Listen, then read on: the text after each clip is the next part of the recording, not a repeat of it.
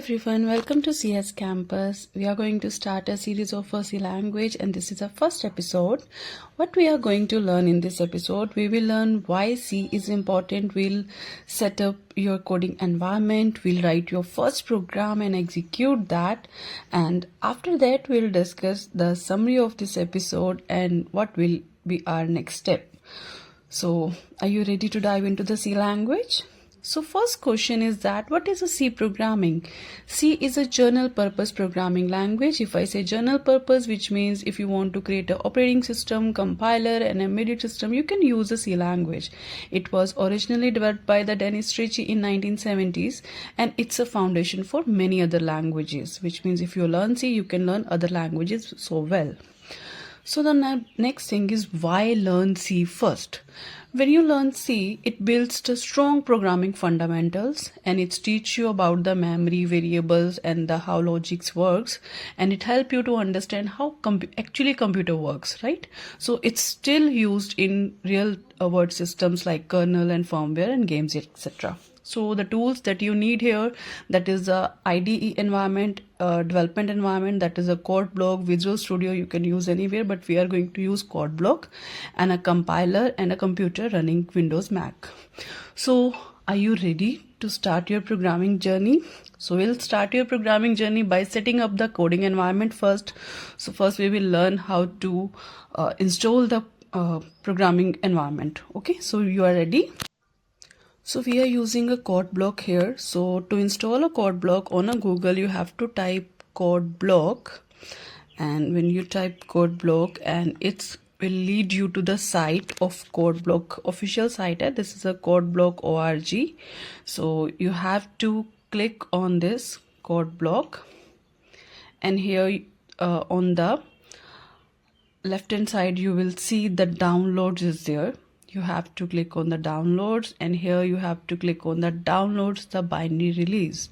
And if you are using a Windows, Linux and Macs, accordingly you have to click on that. Like I'm using Windows, so I'm clicking on the window, and here the setups are there. But in this setup you have to choose code block mingw setup. In this you will get a compiler and the setup as well. So make sure you are installing this. Okay, and others there is a compiler is not there, sometimes setup is not there, but this is embedded with setup and compiler. So your downloading will start shortly. So as you will see, it's going to start. At the right hand side at the top you will see it's going to start downloading, right? So when this downloading will be complete, because I'm already having that, so I cancelled it. When downloading will be complete, you can see this software in your download section. In the download section I was already having code block, so I'm searching that code block. But when you download freshly, it will be on the top of the download section. So here you will see the software like this, code block mingw setup. So you need to double click on this. To start installation, there will be a wizard. This kind of wizard will be there, and here you need to click on next and agree the conditions, and these are the software that are going to install. You need to click on the next button, and then this is the location where it's going to install. You can change the location using the browse, but leave it as it is, and then click on install. Already I'm having it, so it's asking me to reinstall. I clicked on yes, and it's going to install. All these files are there. These files will going to install, and it will take little time to install all the files. And after the installation there will be a dialog box. It asks you like do you want to open the code block? You can click on yes, and code block is going to open. So here the files, these are installing, and now it asked me to open the code. Between let's discuss, there will be common setup issue will be there. Make sure you install the mingw version of code block and check build option and compiler setting. If any error you will see, and you can reinstall the code block if you found no compiler is there. So these are some common issues are there in a setup. Now when you install that, So it's going to open. So in that code block, when it's going to open, and here we will develop your first C program.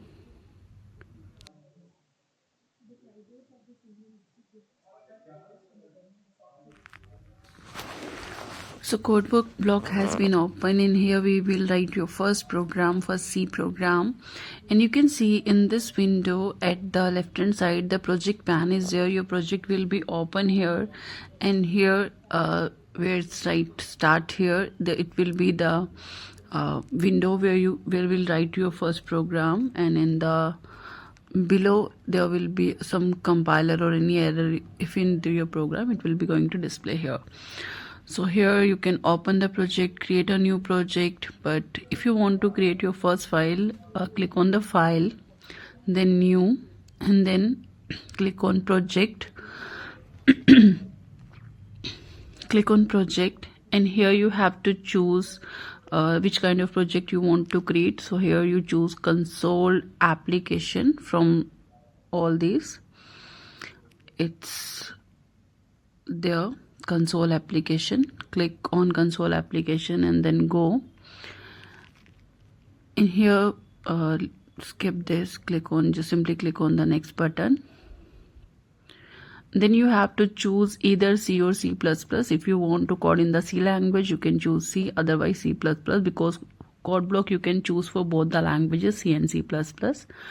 And here I need to create a program in C language, so that's why I'm choosing C language here. And then you can click on the next button. And here you have to write the project name. So this is the project title here, and then this is the location where your project will be, and this will be the project file name. And when you write project title here, let's say I'm writing my project title, my project. So you can see that location is also already there, and this is your file name, it will be same, and this is the location of your file. And then you have to basically your project name folder is there, and then their file will be my project.cbp file. And then you just have to click on the next button. In here the most important part, you have to choose the compiler, because with the code block we installed the MinGW compiler. So make sure you are choosing that GNU GCC MinGW compiler here. So make sure you are choosing the right compiler here, otherwise your program is not going to compile. And then leave it as it is. The debug and the release options are there, and then you just need to click on the finish button. And here you will see at the left hand side some wizards are there, just click on OK. And on the left hand side you will see that your project name is there, my project. Under that source is there. When you double click on the source, you will see a file, main file. And when you open this file, and here you can see the already hello world program is there in the code block. And in this program basically the structure will be same, and you just need to change the instruction here. You can change these instruction according to your requirement, and rest of the structure it will be same as it is always in every program. This will be same. So this is a main program. Basically it's a starting point of any program. Whenever you have to write the program, and every instruction will be there in the main section, and its main is by default its data type is a int, because this function is going to return an integer value. That's why return 0 will always be there at the end of the main function. And there will be some header files,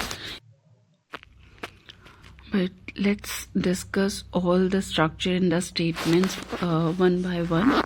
So whenever I need to print anything in a C language, so basically the function is there, that is a printf function. If I need to print anything on a screen, so this is a statement that I will use, printf statement. This is a function, because whenever the opening parenthesis and closing parenthesis is there, we call it a function in a C language. So printf is a predefined function in a C language. although we can create our own function also. And whenever you want to print anything, you have to write that word in the double quotes in between this function. So I want to print hello world, so I'm writing here hello words in the printf function. So this will be my first statement in the C language. I want to I want that interpreter to print this statement, and every statement will end with the semicolon. With the semicolon, interpreter is going to understand that the statement has been end here. Okay, so this is my first statement here. But if I try to execute this statement at this point, so you will see there is an error message here at the bottom of the bottom part of the window. So here you can see the error message.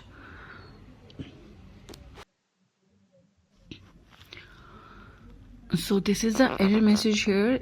Expected declarations specifiers. Basically they want us to use main function, the declarations part, where your statement's going to begin, where your execution of the program is going to start.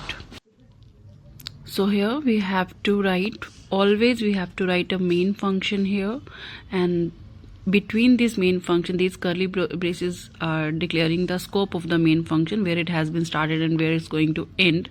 So if whenever you want to print anything, you have to write your statement here. And when I execute at this point, you can say that return type, actually the main function is having a data type, that is a int, because this you are overriding this function, and this function will always return a value, and by default every function is having a data type, and main is having the data type integer, which means main is going to return an integer value. So always you can write it int main as it is, or if you skip int, so by default it's integer data type. So because it's integer data type, so always at the end of the main function you have to write return 0. You have to return this value here, integer value here. And again, if you try to run at this point, you will see there is an implicit declaration of function printf. Basically they can say that this printf function can say that what is going to print, but how it is going to print. Basically these are the instruction, the definition of printf function, that is there in a header file. We call it a stdio.h. This is a standard input output header file. Every input output functions, the declaration of the definition of input output function, that is stored here in this file stdio.h. But you cannot write this file as it is. You have to use directive #include.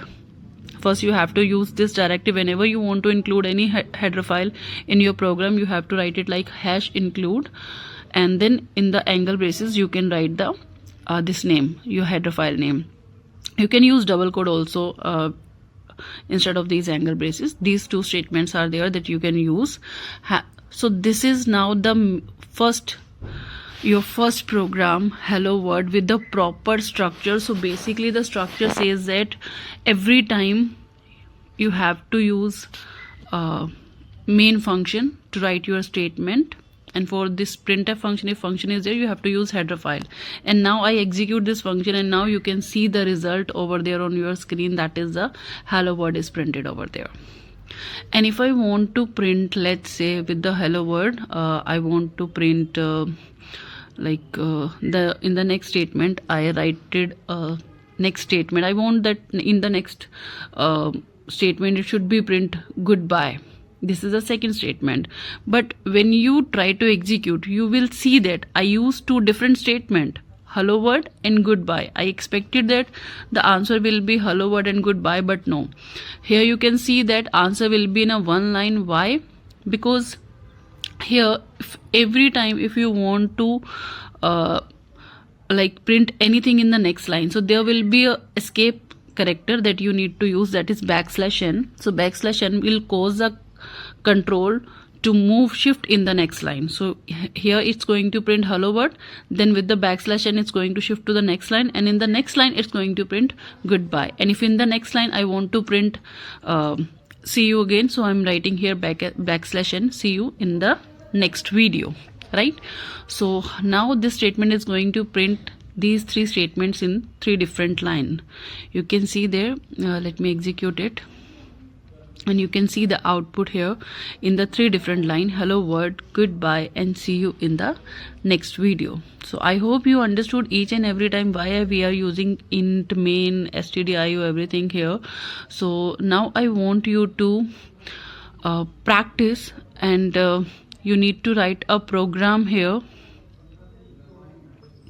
Like, you have to print this as it is that I am writing here. You have to print in the first line, there will be a stars, and then basically uh, this should be the output. Whenever you execute your program, this should be your output.